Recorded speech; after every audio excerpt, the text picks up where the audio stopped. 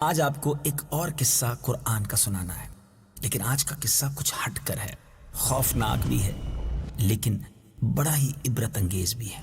آپ نے حضرت موسیٰ علیہ السلام اور فرعون کے واقعے کو کئی انداز سے اور ہو سکتا ہے کئی بار سنا ہوگا، لیکن دریائے نیل میں غرق ہونے کی بات تو ہم میں سے شاید بہت سارے ناظرین جانتے ہوں، لیکن شاید بہت سارے مدنی چینل کے ناظرین کو یہ نہ پتا ہو کہ دریائے نیل میں غرق ہونے سے پہلے فرعونیوں پر کچھ بڑے ہی عجیب و غریب اور بڑے ہی خوفناک عذاب بھی آئے۔ اور آج کا جو موضوع ہے 5 خوفناک عذاب، یہ کون سے عذاب تھے جو لگاتار آئے؟ جی ہاں میرے میٹھے اسلامی بھائیوں، جب حضرت موسیٰ علیہ السلام کا عصا، جو جنتی لاٹھی، واقعے میں ہم سن بھی چکے ہیں کہ اژدہا بن کر اس لاٹھی نے جادوگروں کے سانپوں کو نگل لیا تھا، تو جادوگر تو سجدے میں گر کر ایمان لے آئے، مگر فرعون اور اس کے ماننے والے اب بھی حضرت موسیٰ علیہ السلام پر ایمان نہ لائے، بلکہ فرعون کا کفر اور سرکشی اور زیادہ بڑھ گئی، اور بنی اسرائیل کے مومنین اور حضرت موسیٰ علیہ السلام کو وہ خوب تکلیفیں دینے لگے، بڑی ایذا رسانی کرنے لگے اور طرح طرح سے ستانا شروع کر دیا۔ فرعون کے ان مظالم سے تنگ آ کر حضرت موسیٰ علیہ السلام نے اللہ تبارک و تعالیٰ کی بارگاہ میں کچھ اس طرح دعا مانگی کہ اے میرے رب، فرعون بہت ہی سرکش ہو گیا ہے اور اس کی قوم نے عہد شکنی یعنی وعدہ خلافی کی ہے، لہٰذا تو انہیں ایسے عذابوں میں گرفتار فرما جو ان کے لیے سزاوار ہو اور میری قوم اور بعد والوں کے لیے عبرت ہو۔ اب اللہ کے نبی نے یہ دعا مانگی تھی، اور یقیناً انبیاء کرام علیہ السلام کی دعائیں تو یقیناً قبول ہوتی ہیں۔ تو اب کیسے عذاب آئے؟ لگاتار 5 عذاب آئے، اور یہ ایسے عجیب و غریب واقعات ہیں کہ سنے تو جس کو کہتے ہیں نا رونگٹے کھڑے ہو جائیں، انسان حیران ہو جاتا ہے کہ اللہ تعالیٰ نے اس دنیا میں اپنی قدرت کے کیسے کیسے نظارے دکھائے، لیکن یہ قوم بھی کتنی عجیب تھی کہ بار بار سمجھانے کے باوجود، بار بار تنبیہ کے باوجود، بار بار قدرت کی نشانیاں دکھانے کے باوجود توبہ نہیں کرتی تھی، ایمان نہیں لاتی تھی۔ اب پہلا جو عذاب آیا وہ طوفان کا عذاب تھا۔ اچانک ایک بڑا ابر یعنی ایک بڑا بادل آیا، ہر طرف اندھیرا چھا گیا، پھر انتہائی زوردار بارش ہوئی اور پھر طوفان آ گیا۔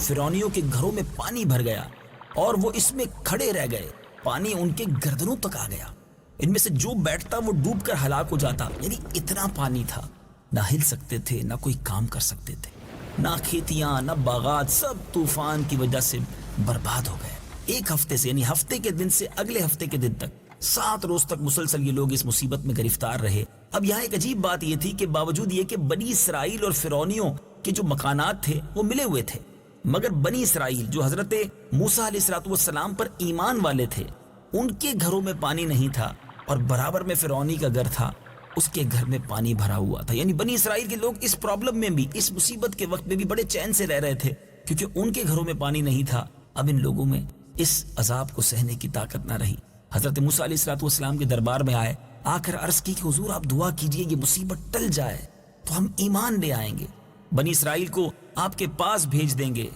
چنانچہ آپ نے دعا مانگی، طوفان کی بلا ٹل گئی اور زمین ایک بار پھر ایسی سرسبز ہو گئی، پھلوں سے یوں سمجھیے درخت لد گئے۔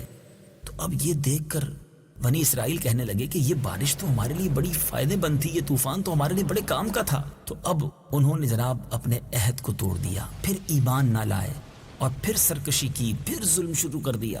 اب میٹھے اسلامی بھائیوں، 1 ماہ گزرا، فرعونی عافیت میں رہے اور بنی اسرائیل والوں پر، حضرت موسیٰ علیہ السلام کے ماننے والوں پر پھر ظلم کرنا شروع کر چکے تھے، مگر 1 مہینے کے بعد پھر اللہ تعالیٰ نے اپنے قہر کو، اپنے عذاب کو ٹڈیوں کی شکل میں بھیج دیا۔ اب ٹڈیاں جھنڈ کے جھنڈ یعنی بڑے بڑے غول ٹڈیوں کے آ گئے، ان کی کھیتیوں، باغوں کو، یہاں تک کہ ان کے مکانات کی لکڑیوں کو بھی وہ کھا گئے، اور فرعونیوں کے گھروں میں یہ ٹڈیاں بھر گئیں جس سے ان کا سانس لینا مشکل ہو گیا۔ مگر بنی اسرائیل کے جو مومنین تھے یعنی اسی شہر میں رہتے تھے، مگر ان کے باغ بھی ٹھیک رہے، ان کے کھیتوں میں بھی کوئی پرابلم نہیں تھی، وہ گھروں میں بھی سکون سے رہتے تھے۔ اب 1 ہفتہ اس طرح کیسے گزارا؟ اب فرعونیوں کو بڑی عبرت ہوئی، حضرت موسیٰ علیہ السلام کے پاس پھر آئے، عہد کیے، پیما کیے کہ حضور اب ایک بار معاف کر دیجئے، اللہ کی بارگاہ میں دعا کر دیجئے، اب بنی اسرائیل پر کوئی ظلم نہیں کریں گے بلکہ ہم خود بھی ایمان لے آئیں گے۔ اب اللہ کے نبی ہیں، اپنی قوم کا یہ حال دیکھا، فرعونیوں کی یہ آہوزاری دیکھی، آپ کے دل میں مزید نرمی آئی، آپ نے اللہ عز و جل کی بارگاہ میں دعا کی، اور یہ ٹڈیاں جو تھیں یہ چلی گئی، یعنی عذاب ختم ہو گیا. ایک ہفتہ عذاب رہا. اب میٹھے اسلامی بھائیوں، جیسے ہی یہ عذاب ختم ہوا، یہ لوگ پھر سکون میں ہوئے. اب اس کے بعد پھر عہد شکنی کی، پھر ظلم کرنے لگے، پھر ایمان نہ لائے، بلکہ کہنے لگے کہ جو ٹڈیوں کے جانے کے بعد ہمارا مال بچ گیا ہے، ہمارے گھر بچ گئے ہیں، یہی ہمارے لیے کافی ہیں، ہم اپنا دین کیوں چھوڑیں. اے میرے میٹھے اسلامی بھائیوں، آپ یہ سنتے جا رہے ہیں اور سوچتے جا رہے ہیں یہ قوم کیسی تھی جو اتنے عذابات کے بعد بھی اللہ پر ایمان نہ لائی. حضرت موسیٰ علیہ السلام کا حلم، بردباری اور نرمی کتنی تھی کہ بار بار بات نہ ماننے کے باوجود بھی اللہ کی بارگاہ میں ان کے لیے دعا فرماتے تھے. 2 عذابات کا تذکرہ ہم سن چکے. آئیے مزید 3 بڑے ہی عجیب و غریب اور بڑے ہی خوفناک عذابات کے بارے میں سنتے ہیں. تیسرا عذاب جو اس قوم پر آیا وہ تھا گھن، جو ان فرعونیوں کے اناجوں اور پھلوں میں لگ گیا، تمام غلوں اور میووں کو کھا گیا. بعض مفسرین نے فرمایا کہ یہ ایک چھوٹا سا کیڑا تھا جو کھیتوں کی تیار فصلوں کو چٹ کر گیا اور ان کے کپڑوں میں گھس کر ان کے چمڑوں کو کاٹ کاٹ کر انہیں مرغے بسمل کی طرح تڑپانے لگا، یہاں تک کہ ان کے سر کے بالوں، داڑھی، مونچھوں، بھووں، پلکوں کو چاٹ چاٹ کر، چہروں کو کاٹ کاٹ کر انہیں چیچک زدہ بنا دیا. یہ کیڑے ان کے کھانوں، پانیوں اور برتنوں میں گھس جاتے تھے، جس سے یہ لوگ نہ کچھ کھا سکتے تھے، نہ پی سکتے تھے، نہ لمحہ بھر کے لیے سو سکتے تھے. 1 ہفتہ ایسی تکلیف میں گزرا.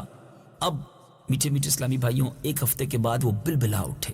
حضرت موسیٰ علیہ السلام کے حضور حاضر ہو کر پھر دعا کی درخواست کرنے لگے، ایمان لانے کا وعدہ کرنے لگے. چنانچہ آپ نے ان لوگوں کی بے قراری اور آہوزاری دیکھ کر بارگاہ خداوندی میں اپنے ہاتھوں کو اٹھایا، پھر ان کے لیے عافیت کی دعا فرمائی. عذاب ان سے رفع دفع ہو گیا، لیکن یہ فرعونی پھر نہ مانے، پھر عہد توڑا، پھر ایمان نہ لائے، پھر بنی اسرائیل والوں پر ظلم کرنے لگے. کیسی عجیب و غریب قوم تھی. 1 ماہ تو گزرا، مگر پھر اس قوم پر ایک اور عذاب نازل ہوا، اور یہ مینڈک کا عذاب تھا. ہو سکتا ہے آپ سوچ رہے ہوں گے کہ اتنی عجیب و غریب باتیں کیا واقعی قرآن میں موجود ہیں؟ کچھ انتظار کیجئے. یہ 5واں عذاب جب آپ سن چکیں گے تو اس کے بعد قرآن پاک کی آیات بھی تو آپ نے سننی ہے جس میں ان عذابات کا تذکرہ ہے. کیسے کیسے عبرت انگیز قصے اور واقعات ہمارے پیارے قرآن میں موجود ہیں. بہرحال ان فرعونیوں کی بستیوں اور ان کے گھروں میں اچانک بے شمار اب مینڈک آ گئے. یہ 4تھا عذاب تھا. مگر وہ مینڈک کتنے تھے کہ جو آدمی جہاں بھی بیٹھتا تھا اس کی مجلس میں ہزاروں مینڈک بھر جاتے تھے. کوئی آدمی بات کرنے یا کھانے کے لیے منہ کھولتا تو اس کے منہ میں مینڈک گھس جایا کرتے. ہانڈیوں میں مینڈک، ان کے جسموں پر سینکڑوں مینڈک سوار رہتے. اٹھنے، بیٹھنے، لیٹنے، الغرض ہر جگہ پر مینڈکوں سے انہیں نجات نہ ملتی تھی. اس عذاب سے فرعونی رو پڑے، گر گڑاتے ہوئے، روتے ہوئے ایک بار پھر حضرت موسیٰ علیہ السلام کے دربار میں آئے اور آپ سے معافی مانگی. وعدہ کیا کہ ایمان لے آئیں گے، اب ظلم نہیں کریں گے. آپ نے پھر دعا کی رب کی بارگاہ میں. یہ عذاب بھی دور کر دیا گیا، مگر جیسے ہی کچھ سکون ہوتا تھا پھر سرکشی آ جاتی، پھر ظلم بڑھ جاتا، پھر ایمان نہ لاتے.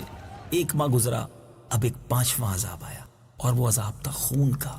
جی ہاں، ایک دم بالکل اچانک ان لوگوں کے تمام کنووں میں، نہروں میں سارا پانی جو تھا وہ خون بن گیا. ان لوگوں نے فرعون سے فریاد کی تو فرعون نے کہا کہ یہ حضرت موسیٰ علیہ السلام کی معاذ اللہ جادوگری اور نظر بندی ہے.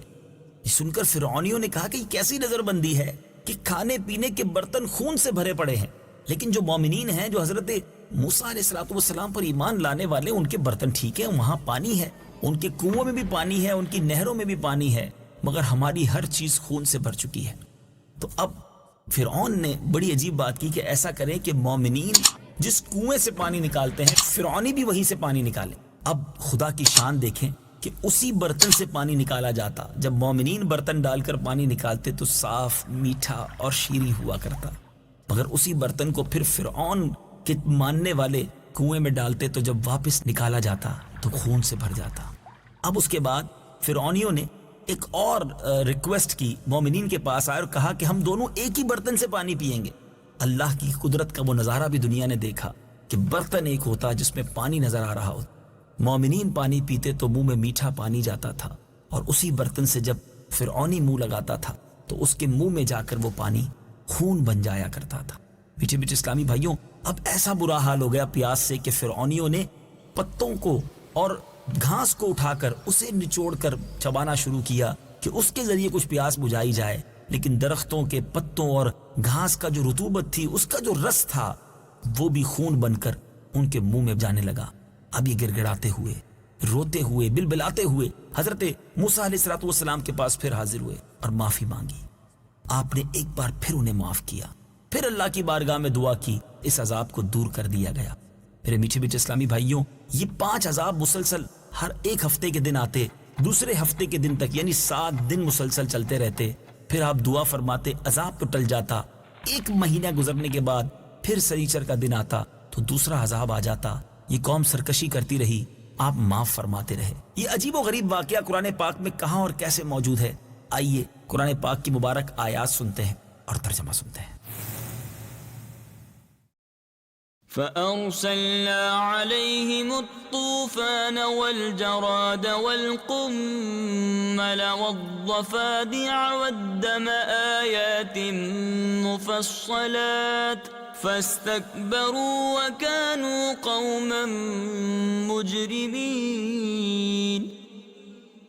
ترجمہ: تو ہم نے ان پر طوفان اور ٹڈی اور پسو یا جوئیں اور مینڈک اور خون کی جدا جدا نشانیاں بھیجیں تو انہوں نے تکبر کیا اور وہ مجرم قوم تھی۔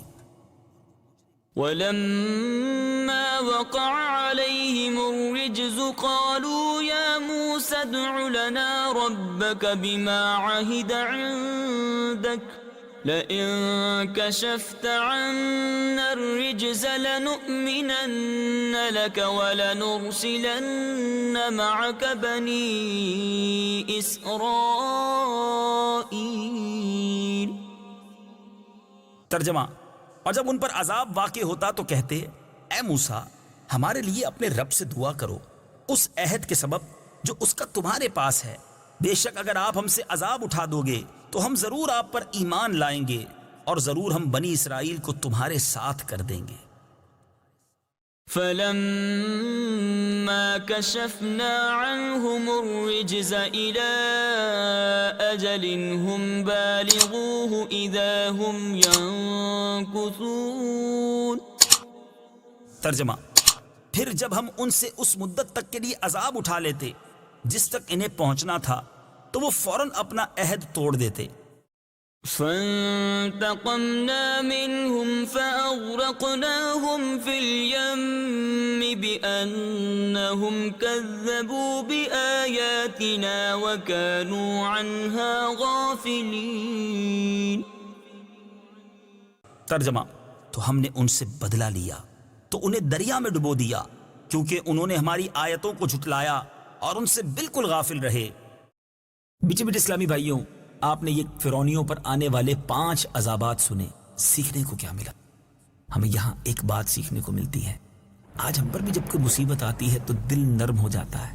بعض لوگ مسجدوں میں نظر آنے لگ جاتے ہیں، اچھی بات ہے، مصیبت میں اللہ کو ضرور یاد کرنا چاہیے، لیکن جیسے ہی مصیبت دور ہوتی ہے، جیسے ہی راحتیں ملنا شروع ہوتی ہیں، لوگ پھر سرکشی میں، پھر گناہوں میں پڑ جاتے ہیں۔ ایسا نہیں کرنا چاہیے۔ ہمیں راحتوں میں بھی اپنے رب کی فرما برداری کرنی چاہیے، ہمیں تکلیفوں میں بھی اپنے رب ہی کو یاد کرنا چاہیے۔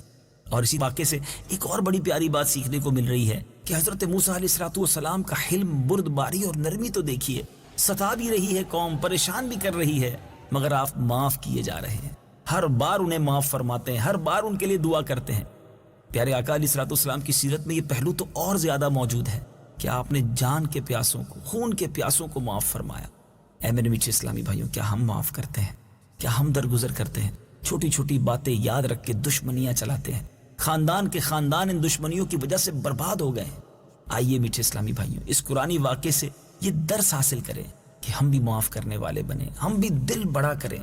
میرے آقا علیہ السلام کا ایک خوبصورت ارشاد ہے، یعنی جو تم سے تعلق توڑے تم اس سے تعلق جوڑو، اور جو تم پر ظلم کرے تم اسے معاف کر دو، اور جو تمہیں محروم کرے تم اسے عطا کرو۔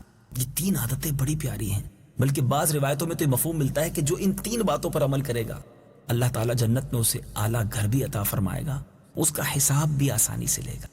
دیکھیں نا، میں بھی یہی چاہتا ہوں اور آپ بھی یہی چاہتے ہیں کہ ہم جنت میں بھی جائیں اور ہمارا حساب بھی آسانی سے لیا جائے۔ تو ان 3 باتوں پر عمل کرنے کی نیت کر لیجیے۔ حضرت شیخ سعدی رحمۃ اللہ تعالی علیہ اسی حدیث کی ترجمانی کرتے ہوئے بڑا پیارا شعر ارشاد فرماتے ہیں، جس کا ترجمہ ہے کہ برائی کا برا بدلہ دینا تو بہت آسان ہے، اگر تم جواں مرد ہو تو برائی کرنے والے کے ساتھ بھلائی کرو. ہے یہ مشکل، لیکن مردانگی بھی تو اسی میں ہے نا. ایک اور حدیث پاک ہے جس کا خلاصہ ہے کہ پہلوان وہ نہیں جو غصے کے وقت کسی کو پچھاڑ دے، پہلوان وہ ہے جو غصے کے وقت اپنے آپ پر قابو رکھے. امید ہے اس قرآنی واقعے سے یہ مدنی پھول جو آپ کی طرف بڑھائے ہیں اپنے دل کے مدنی گلدستے میں ضرور سجائیں گے.